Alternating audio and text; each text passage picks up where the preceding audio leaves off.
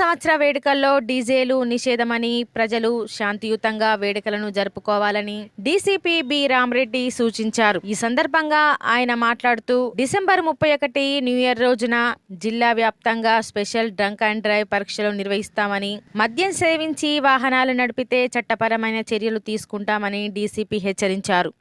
కొత్త సంవత్సరంను మనం డీజే లాంటివి అలాంటివి పెట్టుకోకుండా మన సాంప్రదాయబద్ధంగా వేరే వాళ్ళకి ఎలాంటి డిస్టర్బెన్స్ లేకుండా ఏదన్నా చేసుకుంటే మన ఇంట్లోనే చేసుకోవాలి. రోడ్డు మీద చేసి వస్తే అది విలువలతో కూడిన జీవితానికి ఆదర్శం పట్టే విధంగా ఉండదు. కాబట్టి మన ఎలాంటి ఏ కార్యక్రమాలు చేసుకున్నా ఇతరులకు ఇబ్బంది లేకుండా చేసుకుంటే అంతవరకు ఓకే. మిగతా కొంచెం ఏమాత్రం రెచ్చిపోయి చేసినా కానీ దానికి కఠినమైన చర్యలు తీసుకోబడుతుంది.